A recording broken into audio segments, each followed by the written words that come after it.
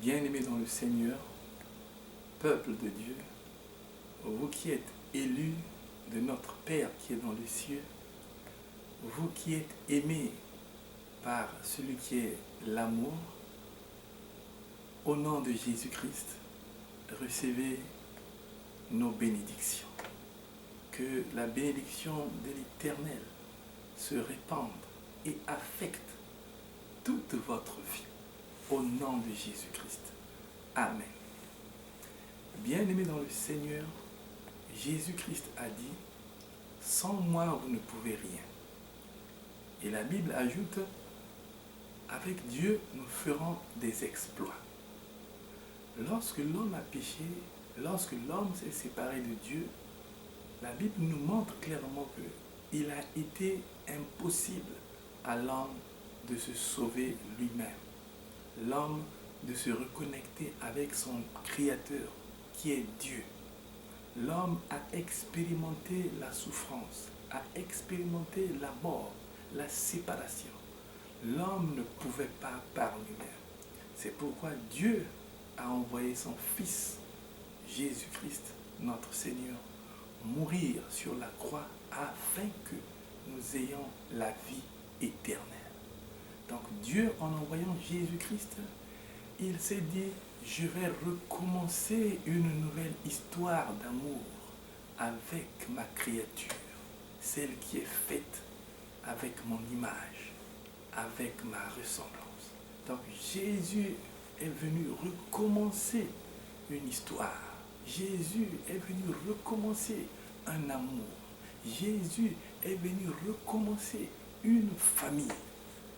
Donc, il est important, lorsque nous nous perdons, lorsque nous avons essayé plusieurs fois de recommencer, mais pas avec nous-mêmes, recommencer avec le Seigneur.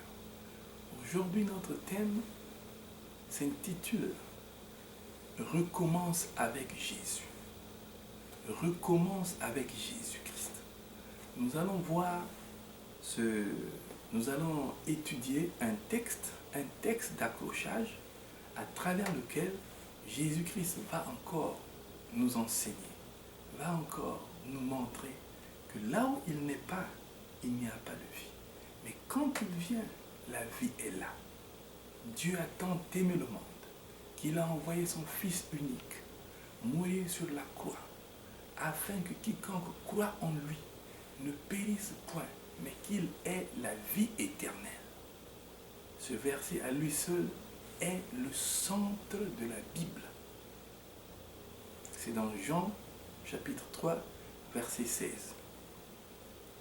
Le texte d'accrochage, le texte que nous allons étudier,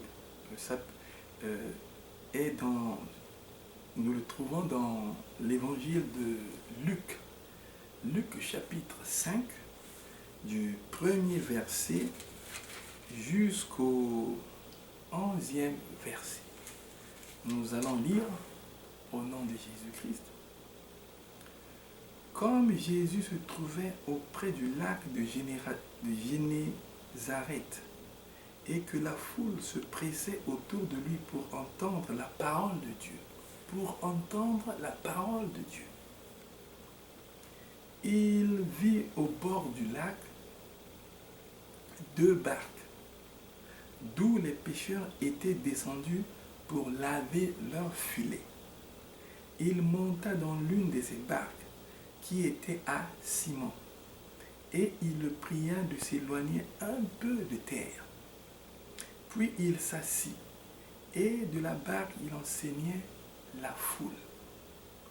Lorsqu'il eut cessé de parler, il dit à Simon, « Avance en pleine eau et jetez vos filets pour pêcher. » Simon lui répondit, « Maître, nous avons travaillé toute la nuit sans rien prendre.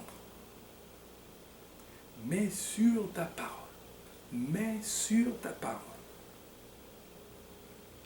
je jetterai le filet. » L'ayant jeté, ils prirent une grande quantité de poissons, et leurs filets se rompaient.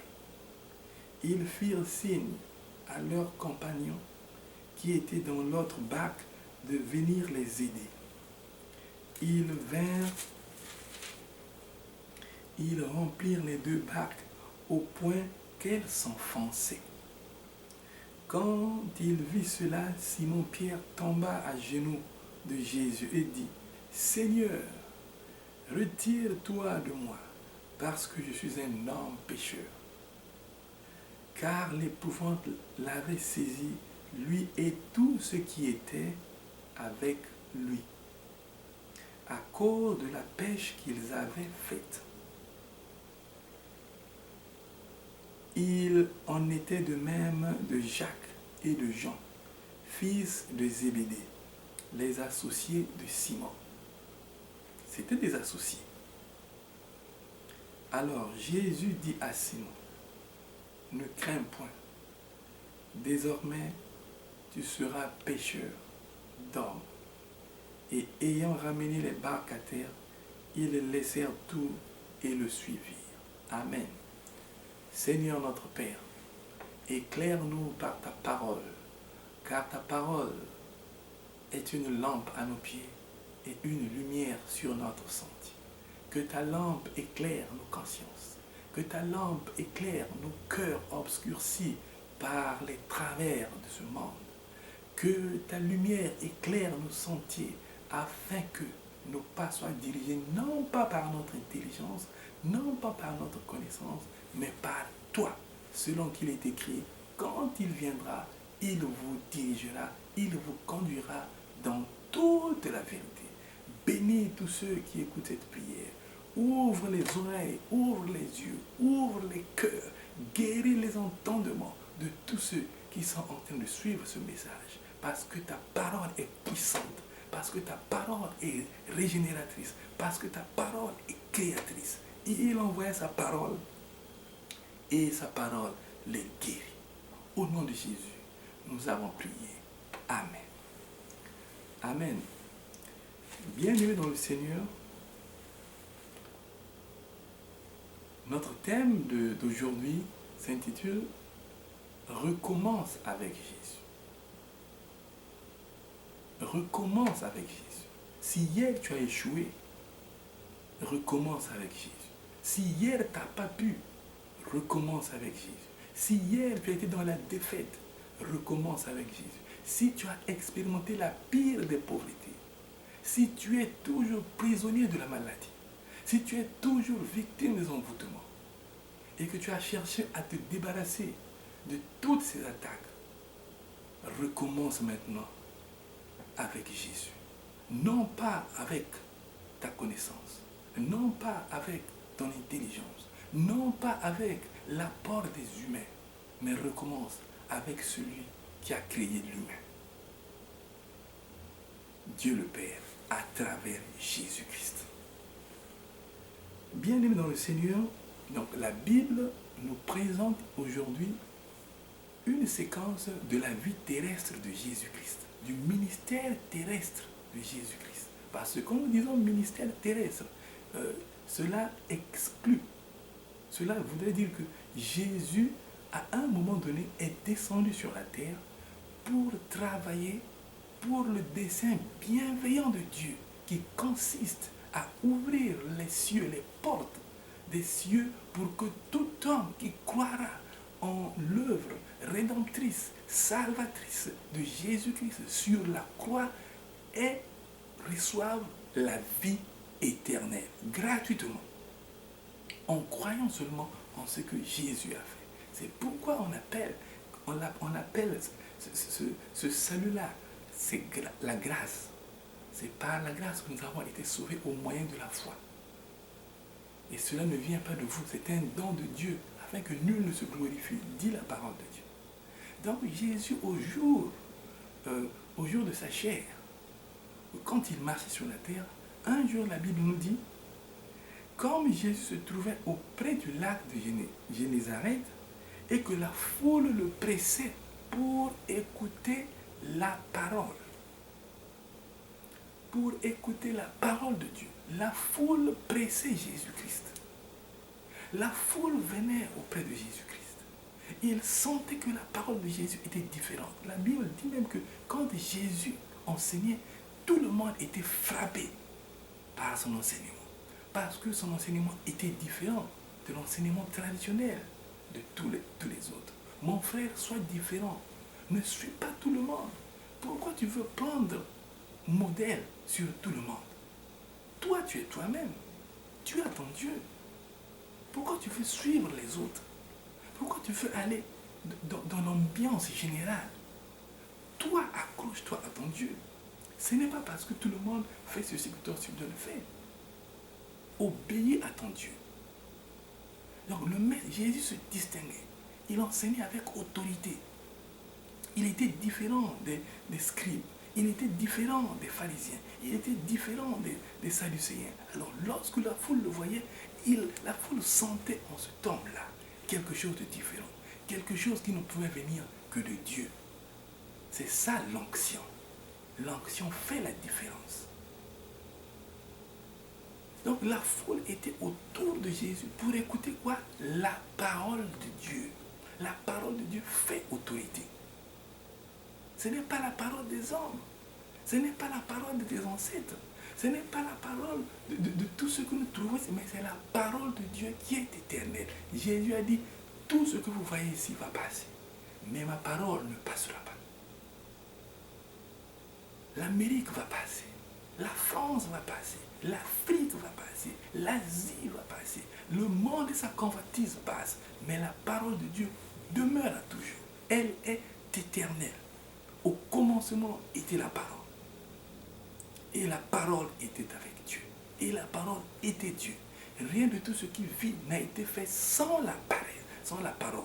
Et le verset 14 du chapitre 1 de Jean nous dit que la parole s'est faite chair. Donc la parole s'est faite chair et nous l'avons vu. Donc Jésus, la parole de Dieu, est devenu homme. Donc Jésus, en annonçant la parole de Dieu ici, la foule venait. Il faut suivre la parole. C'est la parole de Dieu qui élève. C'est la parole qui délivre. Ce n'est pas les agitations là, les trans là. Non, non, c'est la parole de Dieu. C'est ce que Dieu a dit. C'est pourquoi dans le culte ou dans le service, le plus grand moment, c'est le moment de la prédication. C'est le moment où on apporte la parole. Parce que la parole, c'est Dieu lui-même.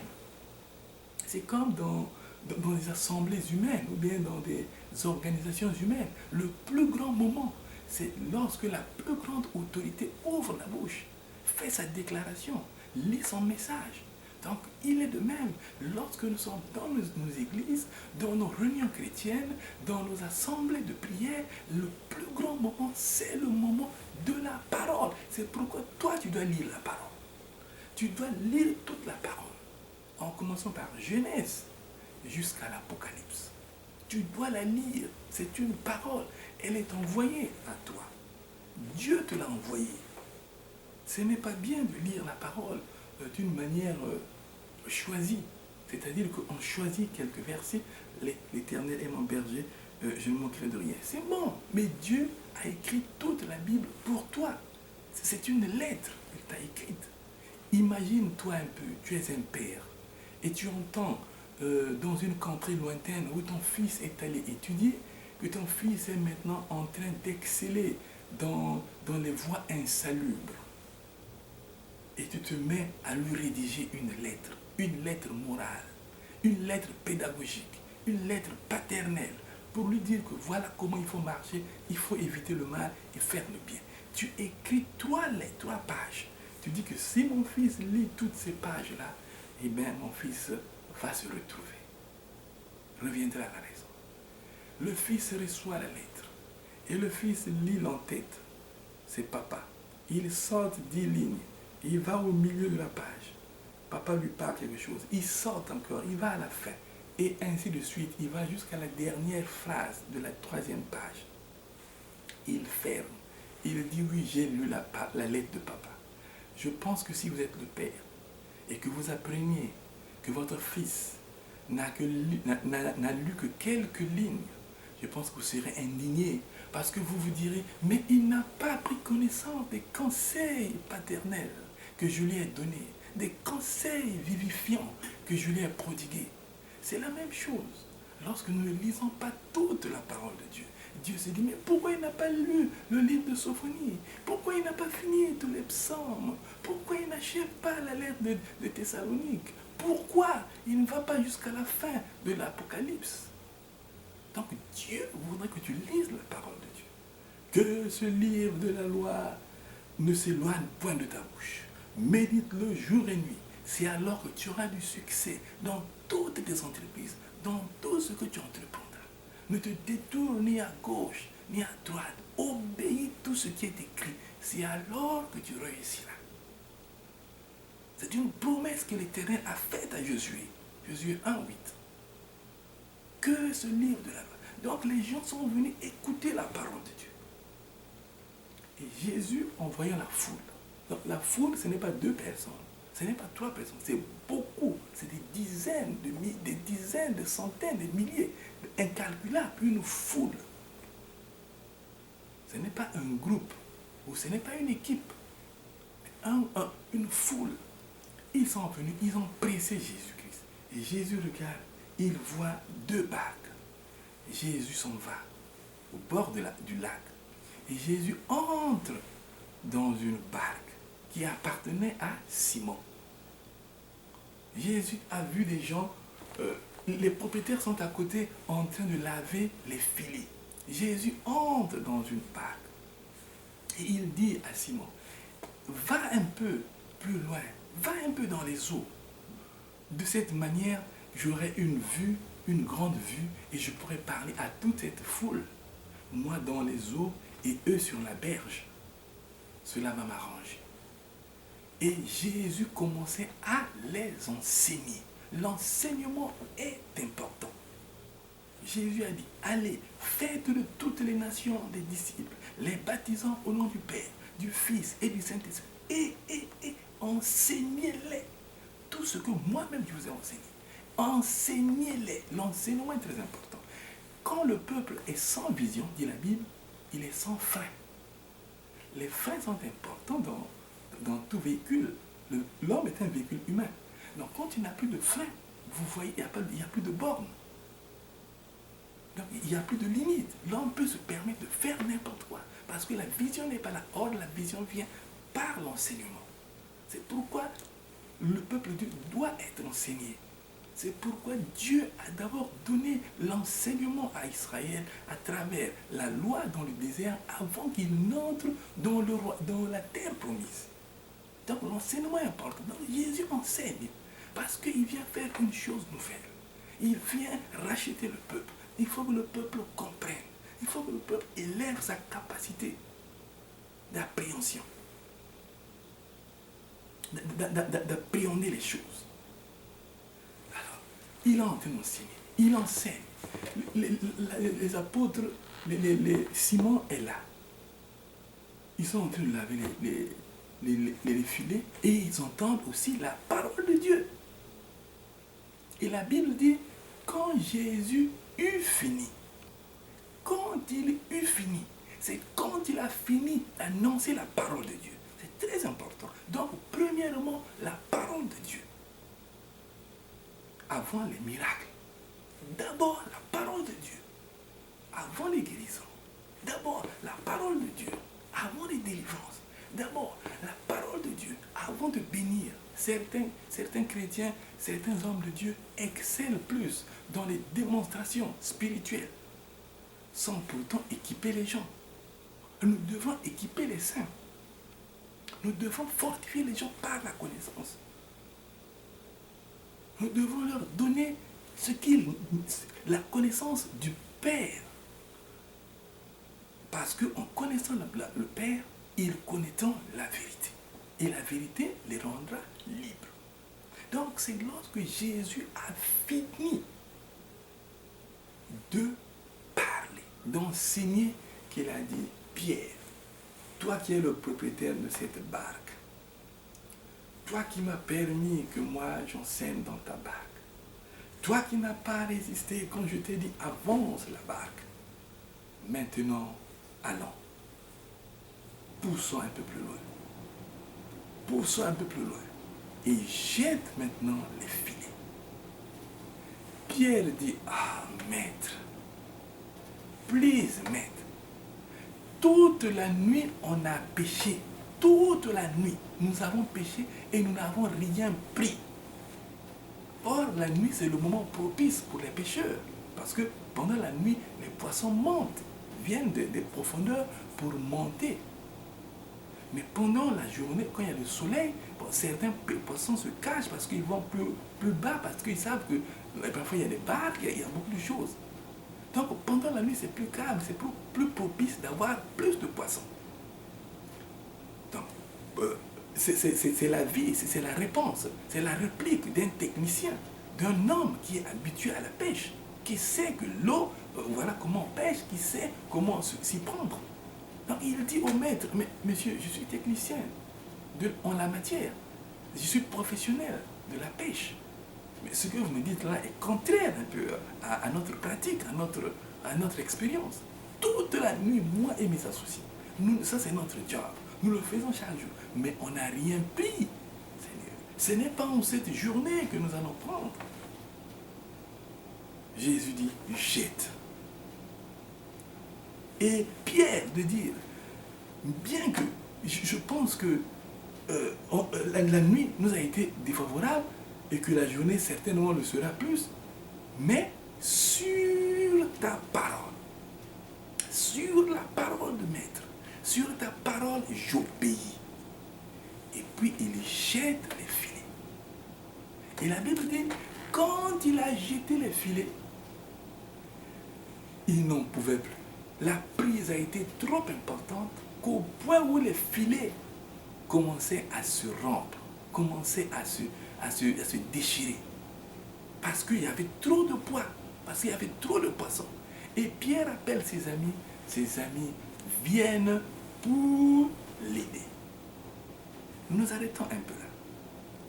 Pierre et ses associés, la Bible les appelle associés. Donc c'était une coopérative, ils travaillaient ensemble. Ils ont travaillé toute la nuit par eux-mêmes. Ils sont allés avec ce qu'on leur a enseigné en matière de pêche. Ils n'ont rien eu. Ils ont pêché toute la nuit. Ils ont fait toutes les tactiques pour faire sortir les poissons. Ils n'ont rien eu. Ils ont travaillé avec tout ce qu'ils connaissent comme méthode. Ils n'ont rien eu. Ils ont commencé à 1 heure, 2 heures, 3 heures, 4 heures, 5 heures, 6 heures, 7 heures, 8 heures, et rien de rien. Bien-aimés dans le Seigneur, notre message s'appelle « Recommence avec Jésus-Christ ». Jésus a dit « Sans moi, vous ne pouvez rien faire. Parce que je vous connais, vous êtes faibles. Parce que Satan va vous terrasser. Parce que la maladie va vous annihiler. Mais quand je suis là, j'apporte la solution. » La Bible dit, la Bible nous parle dans le Proverbe 21-31 que le cheval est équipé pour la bataille, mais la délivrance appartient à l'Éternel. Le cheval est équipé pour la bataille. Le cheval, on l'a entraîné. Le cheval, on l'a habillé. On lui a mis des protections. On lui a mis des ferrailles ici pour aller se battre. Il est équipé. Mais la Bible dit, la victoire vient de l'Éternel. Malgré, quel que soit ton équipement, quelles que soient tes connaissances académiques, quelles que soient tes aptitudes intellectuelles, quelles que soient tes prouesses, bien-aimé dans le Seigneur, si Jésus n'est pas avec toi, rien ne se fera. Parce que la délivrance vient de l'Éternel. Il n'y a que Dieu qui peut te délivrer. Il n'y a que Jésus-Christ qui peut te libérer. Parce qu'il n'y a qu'un seul don qui nous a été donné sur la terre, par lequel nous devons être sauvés. C'est le nom de Jésus. C'est l'apôtre Pierre, l'apôtre Pierre qui le dit, le jour de la Pentecôte. Acte 4, 12. Il n'y a qu'un seul nom sous le ciel qui a été donné parmi les hommes, par lequel nous devons être sauvés. Donc si hier tu n'as pas réussi, maintenant recommence avec Jésus-Christ. Associe-le. Qu'est-ce que Pierre a fait? Pierre n'était pas un homme riche. Vous savez, la Bible est formidable. Jésus a marché avec des gens simples pour dire que l'évangile est à la portée de tout le monde. C'est-à-dire que les pierres, c'est des gens du commun, des mortels. Les gens de tous les jours. Des gens qui n'avaient pas une carte de visite. Des gens que n'importe qui pouvait rencontrer. Il les a pris pour apporter ce message. Qu'est-ce que Pierre a fait?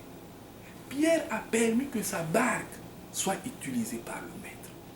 Quand le maître est venu, est entré dans sa barque, il n'a pas dit, ah, non, descendez, s'il vous plaît, monsieur. J'ai affaire, je dois la laver. Il a donné sa barque au maître. Le maître a enseigné, dis-moi, il enseignait une foule en 1 minute, enseigner une foule en 5 minutes, enseigner une foule en 20 minutes. Je pense que le maître leur a dit beaucoup de choses, surtout que la foule était assoiffée de sa parole. C'est sûr qu'il y a eu des questions, c'est sûr qu'il y a eu un commerce, ils se sont échangés des questions, des réponses.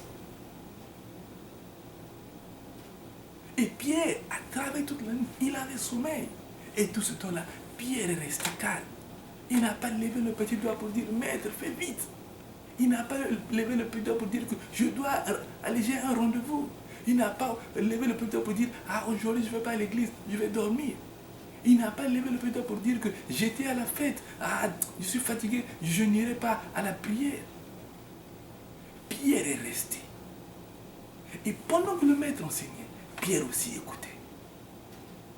Pendant que le maître bénissait, Pierre aussi était béni. Tu passes tes temps où? Qu'est-ce que tu écoutes? Tu passes ton temps avec la musique mondaine. Tu passes ton temps à écouter les choses du monde. Non, frère. Dieu ne te condamne pas. Jésus ne te condamne pas. Mais il te dit, prête-moi ton corps. Prête-moi ta voix. Prête-moi tes pieds. Prends tes pieds et va annoncer la parole de Dieu. Ouvre la bouche et mets mes paroles dans ta bouche. Prête-moi ta bouche. La Bible dit dans Romains, comment entendront-ils si personne ne parle de l'évangile? Comment seront-ils sauvés si personne n'annonce la bonne nouvelle? C'est toi, Jésus te dit, donne-moi ton corps. Donne-moi un peu de ton temps. Ton temps là, qu'est-ce que tu en fais? La gestion de ton temps. Il y a certaines personnes qui donnent la dîme, c'est une bonne chose. Mais il y a aussi la dîme du temps. Qu'est-ce que tu fais de ton temps? Comment tu gères ton temps? C'est le prix de l'éternité. Racheter les temps, les jours sont mauvais, a dit Jésus-Christ. Donc Pierre ici donne sa parole au maître. Si tu as les possibilités, mon frère, il faut aider ceux qui annoncent l'évangile, dans la vérité, dans la sincérité. Quand tu as les possibilités, aide ceux qui souffrent. Quand tu as les possibilités, aide à contribuer à l'avancement du royaume de Dieu sur terre. Parce que nous devons être part. Nous devons prendre part. Nous avons nous avons quelque chose à apporter dans l'accomplissement de ce plan. C'est nous, ce sont les hommes qui ont été envoyés. Ce ne sont pas les oiseaux. Ce ne sont pas les animaux. Dieu a envoyé les humains qui ont son image pour racheter l'humanité qu'il a tant aimé, qu'il aime tant. Donc Pierre ici prête sa barque. Et quand Jésus bénit les autres, quand Jésus a fini de bénir la foule, il s'est souvenu de celui qui lui a prêté la barque. Dieu n'est pas injuste pour oublier vos travaux. Dieu n'est pas injuste pour oublier votre labeur. Dieu n'est pas injuste pour oublier vos sacrifices, votre intercession, les messages que vous annoncez, l'église que vous aidez, la parole de Dieu que vous poussez, que vous faites avancer. Dieu n'est pas injuste, il est fidèle. Sa fidélité dure à toujours. Sa fidélité durera toujours. Sa fidélité durera toujours. Dieu ne ment pas. ce que sa bouche a promis, sa main est capable de l'accomplir. Donc, quand Dieu a béni la foule, quand Dieu a enseigné la foule, il s'est dit, retournons-nous vers celui qui a rendu un tant soit peu possible cette réunion. Et il a dit, viens, jette. Vous voyez, Jésus ne lui dit pas, je vais te donner les postes. Il dit, jette. Pourquoi Jésus n'a pas pris le filet et l'a jeté? Toi, tu as quelque chose à faire. Toi, tu as quelque chose à faire. Ce n'est pas Jésus qui viendra désherber et planter les arachides pour toi. Il t'a donné la terre, il a donné la saison, il t'a donné l'intelligence. Tu veux que lui vienne désherber, qu'il vienne s'aimer, et quand ce sera prêt, qu'il vienne arracher les arachides, et toi, on te met ça à table, tu ne fais rien? Non. Même pour le salut, Jésus travaillait. Il a dit, jette. Jette les filets. Et c'est alors que Pierre jette. Et en obéissant, il a reçu une bénédiction plus grande. Donc tout le temps qu'ils avaient passé la nuit en travaillant, Jésus l'a multiplié en une minute, en leur accordant tout ce qu'ils ont cherché pendant toute la nuit. Donc la Bible dit toute la nuit. Nous savons que dans l'interprétation de la Bible, dans la science qu'on appelle l'herméneutique, l'art d'extraire la moelle du texte biblique, nous savons que la narration nous parle de la vérité sous une autre forme, en nous disant que la vérité est derrière. Donc quand la Bible nous dit que toute la nuit, pour nous ça peut symboliser toute la vie. Toute ta vie tu as cherché, tu n'as pas trouvé. On fait entrer maintenant Jésus dans le combat. Tu t'es battu, ça n'a pas tenu. Maintenant Jésus entre. Oui, Jésus combat pour moi. Il combattra pour moi. Alléluia. Il combattra pour moi. Le puissant guéri. Donc, il recommence avec Jésus-Christ. La saison dernière, ça n'a pas tenu. Mais maintenant, recommence avec Jésus. Quand tu écoutes ce message-là, aie la joie, aie la foi. Recommence avec Jésus. Invite-le seulement. Dis, Jésus, dirige, commande. Je suis derrière toi. Donc, il a eu la bénédiction parce qu'il a obéi. Non seulement il a donné la barque, mais il a aussi obéi. La Bible dit que Dieu préfère l'obéissance au sacrifice. Certaines personnes pensent que parce qu'ils donnent l'argent à l'église, parce qu'ils donnent la dîme, qu'ils sont plus vus, plus en vue devant Dieu. Non, chez Dieu, il n'y a pas de favoritisme. Tu ne peux pas corrompre Dieu. L'obéissance. Quand tu obéiras, tu mangeras les meilleures productions de la terre, avait dit Dieu à Israël. Donc nous devrons obéir. À quoi devons-nous obéir? Au fait de pardonner nos ennemis. À quoi devons-nous obéir? Au fait d'aimer nos ennemis. À quoi devons-nous obéir? À toute la parole de Dieu, dans son intégralité. On ne doit pas choisir les versets. On ne doit pas choisir les messages. On doit obéir à toute la parole. Priez. Soyez saints. Louez l'Éternel. C'est à l'impératif. Louez l'Éternel. On ne vous dit pas, ce serait une bonne chose de louer. La Bible dit louer. C'est un commandement. Le chrétien n'a pas que 10 commandements. Il a plusieurs commandements. Soyez humbles. Dieu te commande d'être humble. Et la Bible dit, ton Dieu ordonne que tu sois fort. Donc Dieu n'aime pas les faibles. Dieu te dit d'être fort. Comment? Par la prière. Comment? Par la méditation. Comment? Par des bonnes œuvres. Comment? Par la foi. Comment? Par la sanctification. Comment? Par l'obéissance. Par la lecture de la parole de Dieu. Donc, quand il obéit, il reçoit la bénédiction. Alors, après toute cette bénédiction, l'apôtre Pierre dit, Seigneur, Maître, retirez-vous de moi. Parce qu'il réalise maintenant que quelque chose de supernaturel, de surnaturel, excusez-moi, vient de se produire. Il se dit, mais je suis en face d'un être saint. Je suis en face d'un homme qui n'a pas péché. Ça là, tu ne peux pas comprendre ça avec ton intelligence. Ça là, ça se vit. C'est l'expérience. C'est le tréfonds, le vrai toi-même qui va te le révéler. C'est pourquoi on dit que là, Jésus-Christ, c'est une relation. La religion, c'est l'effort de l'homme. Hein, comme on dit, religaré. L'effort de l'homme qui tend à aller, à expliquer Dieu. Mais le christianisme, ce n'est pas une religion. C'est une révélation. Les royaumes des cieux se sont approchés. Donc dans la religion, tu vois, c'est l'homme qui va. Mais dans le christianisme, c'est les royaumes des cieux qui se sont approchés. Et c'est Jésus-Christ qui incarne tout ça. Parce que la Bible dit que qu'il est le nom qui est au-dessus de tout nom, qui peut être cité non seulement dans les siècles présents, mais aussi dans les siècles à venir, dans Éphésiens 1. Il est au-dessus de toutes les autorités, au-dessus de toutes les dominations, au-dessus de tout nom qui peut être cité non seulement dans les siècles présents, mais aussi dans les siècles à venir. Son royaume est éternel. C'est pourquoi il nous dit, cherchez d'abord le royaume des cieux et sa justice. Et tout vous sera donné. Donc Jésus enseigne d'abord. Donc le message est très important. Quand vous allez prier chez les gens, d'abord la parole de Dieu. Jésus a d'abord enseigné et puis il a béni.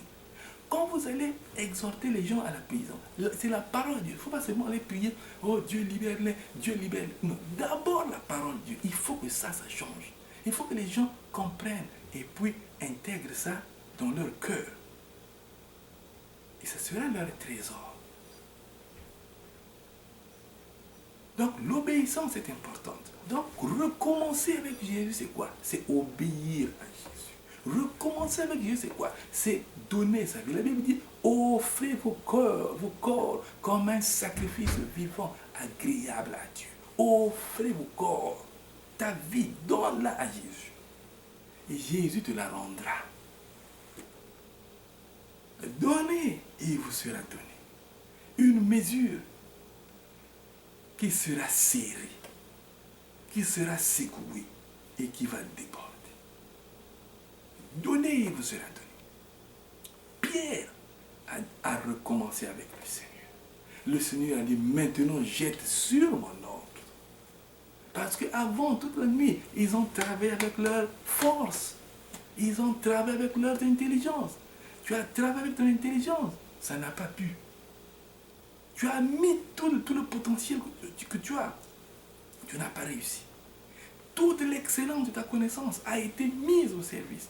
Mais rien n'a réussi. Maintenant, appelle celui qui est l'excellence des excellences. Celui qui est le roi des rois. Celui qui est le prince de la vie. Celui qui est l'auteur d'un salut éternel. Le garant d'une alliance nouvelle, fondée sur des promesses meilleures. Jésus-Christ de Nazareth, le Fils du Dieu vivant, qui est à la droite du Père et qui n'a jamais échoué. Le tombeau est vide. Le péché a été crucifié. Il a effacé l'acte d'entrée les ordonnances, nous condamnait et qui subsistait contre nous. Il est là. Il est plus proche. Il t'attend. Quand il te bénira, son miracle va te surprendre. Et tu diras comme Pierre, retire-toi de moi. Je ne suis pas digne de te recevoir. Retire-toi de moi parce que tu es saint. Retire-toi de moi. Quand la grâce vient, elle te surprendra. Ce que l'œil n'a jamais vu, ce que l'oreille n'a jamais entendu, ce qui n'est jamais monté au cœur de l'homme, Dieu l'a préparé pour ceux qui l'aiment. Le royaume est beau. Le royaume est beau. Nous avons un beau pays qui nous attend. Jésus-Christ de Nazareth. Dieu en est l'architecte et le constructeur. Recommence avec Jésus, mon frère. Toi qui me suis, ma soeur, mon aîné, mon père, ma mère, mon bien-aimé, recommence avec Jésus. Il ne te condamne pas. Il ne te dit pas que tu as fait trop de mal, que tu ne peux pas entrer. Il dit c'est possible. C'est possible. Si vous confessez vos péchés, je suis juste et fidèle pour vous les pardonner et vous purifier de toutes vos iniquités. Quand il en fait, quand il s'est retiré, quand il a dit que Seigneur, retire-toi de moi, il a compris. Il a compris qu'il était en face du Fils du Dieu vivant, le Fils éternel de Dieu, qui t'aime. Donc, mon frère, je ne connais pas ton problème. Je ne connais pas ce qui t'accable maintenant. Je ne connais pas la détresse dans laquelle tu es. Mais je sais une seule chose. Il a vaincu le péché. Il a vaincu Satan. Il a vaincu la mort. Le tombeau est vide. Tu peux repartir sur des bases nouvelles. Tu peux recommencer un nouveau mariage. Tu peux recommencer une nouvelle vie. Tu peux bâtir une nouvelle carrière. Tes travaux avortés peuvent réussir. Tes souffrances peuvent s'arrêter. Tes deuils peuvent se transformer en chant d'allégresse à cause de celui qui a un nom qui est au-dessus de tout nom, qui peut être, qui sera cité non seulement dans le siècle présent, mais aussi dans les siècles à venir. Jésus-Christ de Nazareth. Donc l'apôtre Pierre bénit l'Éternel et non pas lui, tous ceux qui étaient autour de lui, car l'épouvante les avait saisis. Et la Bible dit, nous allons le lire au verset 11, et ayant ramené les barques à terre, ils laissèrent tout et le suivirent. Ils ont compris que c'était lui le chemin. Ils ont laissé leur coopérative parce que la parole, parce que c'est lui qui est la lumière, parce que c'est lui qui est la solution. Donc ici la Bible enseigne qu'il y a des choses que vous devrez laisser. Il y a des choses qui peuvent empêcher l'éclosion de certaines grâces que le Seigneur vous a réservées.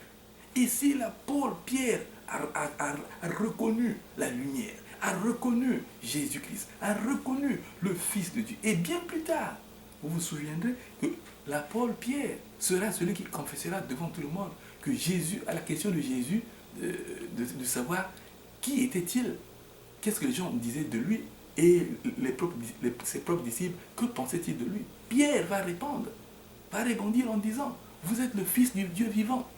Donc Pierre a abandonné la barque. Voilà qui vient faire des confessions éternelles. Et Jésus de lui dire, si Pierre, tu es Pierre, mais je te dis que sur toi je bâtirai mon église et les portails de l'enfer ne prévaudront pas contre mon église. Tu vois? Et c'est l'apôtre Pierre qui fait cette déclaration au jour de la Pentecôte. Qu'il n'y a qu'un seul nom qui nous a été donné sur la terre, par lequel nous devons être sauvés. Il n'était qu'un pécheur. Il était un homme de tous les jours. Toi aussi, tu peux le faire. La Bible dit que Élie était un homme comme toi et moi. Il pria, le ciel se ferma. Il pria, le ciel s'ouvrit et il y eut la pluie. Pourquoi pas toi? Pourquoi pas toi? Tu es un homme comme Pierre, tu es un homme comme Élie. Leur problème, ils ont eu la foi. Ils ont cru au message. Croyez en Jésus-Christ. Crois que tu peux recommencer et être vainqueur. Crois que tu peux réussir. Crois que tu peux changer ta vie. Tu peux avoir une nouvelle vie. Les gens sont moqués de toi. Les gens ont beaucoup dit sur toi. Mais c'est possible. Une vie nouvelle. Une vie de triomphe. Une vie changeante, une vie brillante, c'est possible avec Jésus-Christ. Jésus te parle ce soir. Jésus te parle ce matin. Jésus te parle cet après-midi. Jésus te parle cette nuit en te disant, je suis là. Je suis là. Je connais ta détresse. Mais tends-moi la main. Tends-moi la main. Ma main est déjà tendue. Prends la mienne. Saisis-la. Saisis-la. Elle te tirera des eaux. Saisis-la. Elle te tirera de l'attaque permanente des sorciers. Saisis-la. Elle te tirera de toute ta misère financière. Saisis-la, elle restaurera ton mariage. Saisis-la, elle guérira tes enfants. Saisis-la, la maladie s'enfuira. Saisis-la, la peste fuira de toi. Saisis-la, ton bon parfum sera autour de toi. Et tu seras appelé l'élu de Dieu. Et en ce jour-là, je te prendrai et nous irons vivre dans mon pays, où nous ne mourrons plus, où il n'y aura plus de vieillesse, où il n'y aura plus de femmes ni d'hommes. Nous vivrons à toujours. Voilà ce que Jésus te dit, mon frère, ma soeur. Recommence avec moi. Recommence avec moi. Bien-aimé dans le Seigneur, pendant que tu es en train de suivre cette vidéo, si tu n'as pas encore fait la paix avec Dieu par Jésus-Christ, si tu n'as pas encore accepté Jésus-Christ, il est encore possible de l'accepter. Jésus, on l'accepte. Jésus, on le reçoit. Si tu es disposé à le recevoir, je te présente un modèle de prière. Ce n'est pas une prière magique, ce n'est qu'un modèle. Si tu l'as fait sincèrement, c'est un problème de cœur. Si tu appelles Jésus-Christ sincèrement, Jésus viendra dans ton cœur. Il te donnera une vie nouvelle, une vraie joie, et ton nom sera écrit dans le livre de vie, et tu auras la vie éternelle. Tu n'iras pas en enfer. L'enfer existe. L'enfer a été créé pour Satan et ses démons. Et tous ceux qui suivent Satan, tous ceux qui font le mal, n'entreront pas dans le royaume. Donc Jésus a déjà averti. C'est pour te dire, ne suis pas Satan. Donc si tu vas en enfer, c'est parce que tu l'as choisi. Ce n'est pas parce que Dieu l'a voulu. Parce qu'il nous a avertis. Et il t'avertit encore en ce moment. Donc cette prière est la suivante. Seigneur Jésus, Seigneur Jésus, Seigneur Jésus, je te demande pardon d'avoir dirigé ma vie loin de toi, d'avoir conduit mes pas par moi-même. Pardonne-moi, Seigneur. Mais aujourd'hui, je te reconnais comme mon Seigneur et mon Sauveur. Je reconnais que tu es mort sur la croix pour moi, que tu as pris mes péchés et que tu m'as donné une nouvelle vie. Maintenant, je t'invite, entre dans ma vie, entre dans ma vie, entre dans ma vie. Fais de moi une nouvelle personne. Fais de moi la personne que tu voudras que je sois. Remplis-moi de ton Saint-Esprit et que ton Saint-Esprit me dirige maintenant. Amen. C'est un modèle. Si cette prière te plaît, fais-la et le Seigneur viendra chez toi. Et quand tu l'auras fait, trouve une église vivante, une église vraie, où on glorifie Jésus, où on chasse les démons, où il n'y a que Jésus qui est le seul médiateur, pas de co-médiateur ou de co-médiatrice. Merci d'avoir écouté cette parole. Mais avant de te séparer, laisse-moi prier pour toi et laissez-moi prier pour tous ceux qui suivent et qui suivront cette vidéo. Seigneur notre Père, Dieu d'amour, Dieu d'Abraham, le Dieu qu'a invoqué Abraham, le Dieu qu'a invoqué Isaac, le Dieu qu'a invoqué Jacob, le Dieu d'Israël, toi qui es saint, ô Père, je viens encore devant ton saint trône, le trône de la gloire, le trône de la repentance, le trône de la vie nouvelle, du renouvellement, Seigneur. Ils ont écouté ta prière. Mon frère et ma soeur t'ont accepté comme son Seigneur. Bénis-le, protège-le et dirige-le toi-même, selon que tu es le bon berger, parce que tu connais le chemin, tu connais la terre, tu connais les pièges de ce monde. Dirige-les, Seigneur, et grave-les sur ta paume, qu'ils te servent, Seigneur, qu'ils annoncent à leur tour l'évangile. Je prie pour tous ceux qui suivent ce message, que la bénédiction d'Abraham affecte toute leur vie, que la bénédiction qui s'est accomplie en Jésus-Christ affecte toute leur vie. Je brise les chaînes de la méchanceté, je brise les filets de l'oiseleur, je brise tout ce que l'ennemi a préparé contre nous. J'annule les plans de l'ennemi dans leur vie au nom de Jésus. J'annule les plans des sorciers dans leur vie au nom de Jésus. Je détruis la force de la drogue. Je détruis la force de tout ce qui les rend captifs, Seigneur. Je les libère. Je te libère au nom de Jésus. Je te libère au nom de Jésus. Merci, Seigneur, parce qu'il envoie sa parole. C'est toi. Tu envoies ta parole et ta parole les guérit. Que la guérison soit leur partage. Que la guérison physique soit leur partage. Que la guérison spirituelle soit leur partage. Au nom de Jésus, nous avons prié. Amen. Soyez bénis, mon frère. Soyez bénis, ma soeur. Au nom de Jésus. qui nous a tant aimés et qui nous bénit de toute bénédiction spirituelle dans les lieux célestes. Au nom de Jésus, amen. Que Dieu vous bénisse.